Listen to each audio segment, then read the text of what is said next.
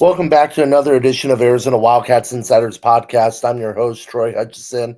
And yes, we are in the full swing of college football season as Arizona has 3 games left remaining on its schedule. The Wildcats sit at 6-3 with an impressive win over Kansas. Back-to-back wins for the Wildcats, wins over Colorado Buffaloes, and now the Kansas Jayhawks. Arizona is officially bowl eligible. The Wildcats are solid defensively, pretty good offensively, and now we'll go down a stretch where they have 2 road games, 1 home game. The first road game being up against Cincinnati. That is this weekend with a 10 a.m. kickoff against the Bearcats, an early morning game for Brent Brennan and company. And then they'll come back home, play the Baylor Bears, who have been up and down in Jekyll and Hyde of the Big 12. Very similarly to Kansas, somewhat similarly to Arizona at times. I'm not sure what to make about Baylor. They have a very good tight end. I think their offense is kind of underwhelming. Their defense is mid. I think it's a very average team, and having to make a trip to Tucson bodes well for the Wildcats. And then lastly, they finish up with the in-state rivalry, the rivalry for Arizona football, and that is Arizona State in Phoenix, in Tempe, the Territorial Cup, the duel in the desert. The Sun Devils are reeling really with injuries to their quarterback, with Sam Levitt being out for the remainder of the season, injuries on the defense line, injuries on the offensive line, and just overall underwhelming performances this season. It's a winnable game for Arizona. Arizona's sitting at 6-3. I think they're going to finish the year 7-5. But 8-4 is very realistic. I think that ASU game is very winnable for the Wildcats moving forward with how they've performed and with how underwhelming the Sun Devils have been so far this season. Now, also, we have college basketball rocking and rolling. Arizona has 2 games under its belt. A very impressive 6-point win over number 3, Florida. And then just a thumping of Utah Tech. Kind of what you expected. Arizona started off slow, though, but gets the job done, 93-67, securing their second victory of the season. With the win, Arizona in the latest AP poll moves all the way up to number 5, jumping 8 spots. I thought that was a little high. I was a little shocked by the jump. Florida moves down to number 10, so they dropped 7 spots. Big 12 still has 6 teams in the top 25, with Kansas holding on by a thread at number 25. But I thought that the jump to number 5 was a little shocking. I would have put Arizona at 7, maybe 8 in the country. Very impressive win over Florida, but you got to show me more. Koa Pete was phenomenal during this 2-game stretch, winning Big 12 newcomer of the year. Big 12 newcomer of the week, excuse me. So Big 12 newcomer of the week, Big 12 player of the week, NCAA player of the week, and NCAA freshman of the week. I mean, he racked up every single award and honors that you could during the first week of college basketball. He was tremendous. You're talking about a guy that averaged 24 points, shot over, I think, 75% from the field in the 2 games combined, 10 rebounds, number of assists, couple blocks, couple steals. Cole Pete has looked phenomenal. The second greatest scoring output by a freshman in Arizona basketball history.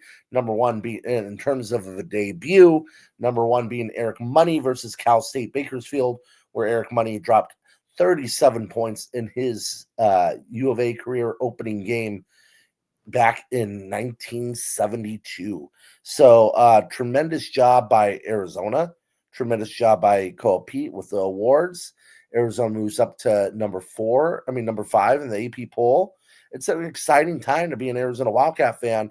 Now the Wildcats will host NAU.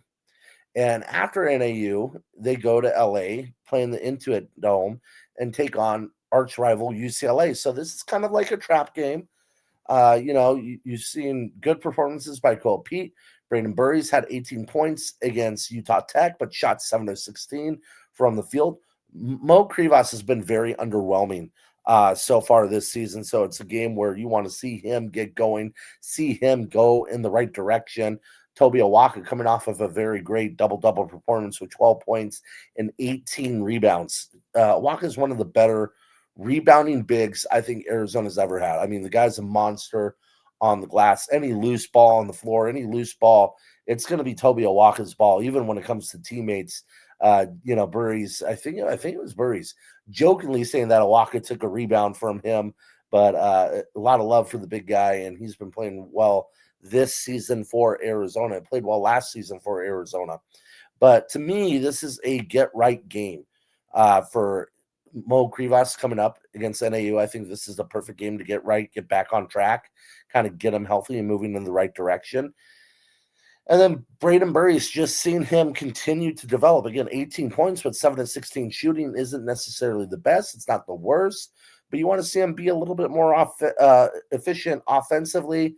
I think there's a lot left in that tank, and I think he's going to be a tremendous player for the Wildcats. Now, as we get into the game, I think any way you slice this, Arizona is favored by, I think, 34 points. Arizona has more talent at every single position. Arizona's bench is more talented by a mile and a half. The coaching staff, I mean, no offense to NAU, they have a long way to go. Tommy Lloyd being an established Power 4 head coach in his own right. The crowd's probably going to be a little underwhelming on a Tuesday night at 7 p.m. in Tucson. They'll record a sellout, but it's probably going to be around 11 to 12,000 in McHale Center, ready to go for that game. This is a highly important game. You get this game, which I'm assuming Arizona will and win comfortably.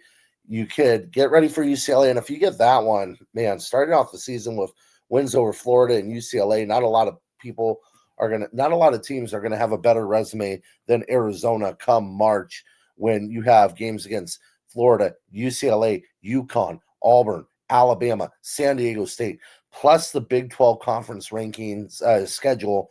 Arizona's going to have one of the best resumes in college basketball. I think that they could afford to be an 8 to 9 loss team and still be a 1 seed in the NCAA tournament. That's how loaded this Arizona team is. That's how loaded the Big 12 is. And that's how loaded their schedule is for this upcoming season. Well, for the season. Now, as we get into Arizona versus NAU, I think Cole Pete is going to have another tremendous game, probably about 18 and 12. Toby Awaka, I look to have another dominant rebounding game. I think he'll have a good game. Jaden Bradley, I think any way you slice this, Arizona is going to win this game. I have the Wildcats winning 96 to 65. 4 out of the last 5 games for Arizona, Arizona scored 93 points. I just don't see NAU being able to hold them to that. I got them 3 points above. It wouldn't shock me if Arizona scores into the triple digits, getting into the 100 mark for the first time this season. And in terms of the over-under, I don't know the over-under at the top of my head, but if you're betting the over, be careful with that because Arizona's going to score. But I don't know if NAU can keep up. I don't know how many points they can score. So it's going to be one of those interesting games for the bettors in terms of the over-under. But I got the Wildcats winning this game by a landslide. Again, 96-65. I think Mo Krivas is going to have a double-double, 12 points, 10 rebounds, and kind of start to get back on the right track as Arizona starts to prepare for UCLA after the NAU game. So be sure to follow us on Arizona Wildcats on SI for our game recap of Tuesday's game. Follow me at Troy Hutchison 1995, and we'll see you next time.